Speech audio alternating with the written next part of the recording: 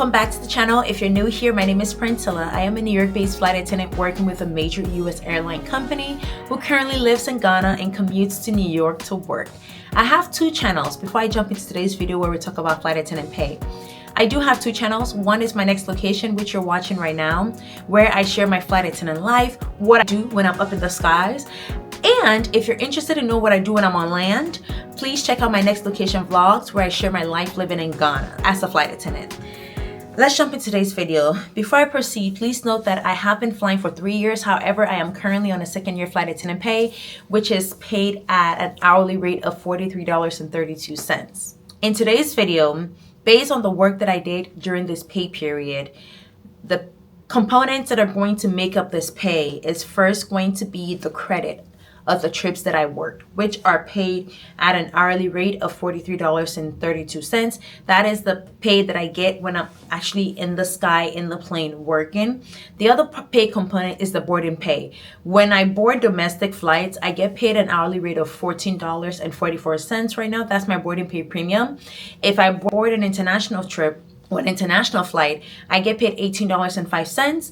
Bear in mind that the duration for boarding domestic trips are different from the duration from boarding international trips. That is why there is a pay difference between when you board a domestic trip, a flight, and when you board a international flight.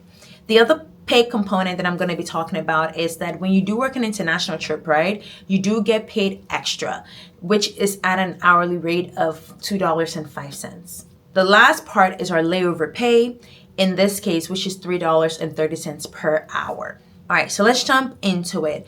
So this pay period actually was kind of interesting, right? This period is for June 6th to June 19th. And based on what I worked, I actually worked one full domestic 3-day trip. And I did an international trip, but only 2 days of that international trip fell in this pay period. What that means is that the pay that I'm going to talk about is going to cover essentially 5 days of work. One full domestic 3-day trip and 2 days of an international trip. So 5 days of work over this 2-week period, which is June 6th to June 19th. All right. So the hours for the domestic trip that I worked on June 6th was 15 hours and 46 minutes. The total amount of pay that I made from working that 3-day domestic trip was $926.79. And the portion of the international trip that fell part of this pay period was actually 8 hours only, because even though 2 days fell into this pay period, on the first day, I worked for 8 hours. Let's talk about the money. All right. So the total amount of credit time, the total amount of hours that I worked in flight, serving our clients in the sky was 23 hours and 46 minutes, which means over this 2-week period, for the 5 days of work that I did, or for the 5 days that I was on duty for work, the hours that I actually spent in flight serving our clients was 23 hours and 46 minutes. That was paid at an hourly rate of $43.32, which brought me to a total of $1,029.57. My total boarding pay for working 8 flights, 6 domestic, 2 international, was $104.69. Like I said earlier, we do get an extra pay for working international flights. And since based on the total amount of hours that I worked during this pay period, I did only 8 hours of international flying. That is paid at an hourly rate of $2.05. That came to a total of 8 hours times $2.05. That gave me an additional pay of $16.40. Lastly, my layover pay, which includes from sign-in to release from this trip, it includes my layover time and everything in between, aside from the time that I actually spent in flight flying and working. That was a total of 47 hours and 37 minutes. Please take note that although my flight attendant hourly pay of $43.32 is paid for the time I spent in flight, in this case, the amount of hours that I spent in flight working, serving our clients was 23 hours and 46 minutes. However, the total amount of time that I spent away from my base while on duty was 47 hours and 37 minutes. That should tell you that the hourly pay rate that is super high you hear of when I talk about our hourly pay, that is not the amount of money we're paid for every single hour we spend on duty. There is a difference, okay? In this case, less than 50% of the time that I spent on duty for work was paid at the $43.32. But it is what it is. There are other pay components that add up, that make up for this, like the boarding pay and then also the layover pay. You know, it adds up. But if we were to be paid our hourly pay rate for every single hour that we actually spent on duty, we would be, you know, banking. But I digress. So for layover pay, it's paid at $3.30.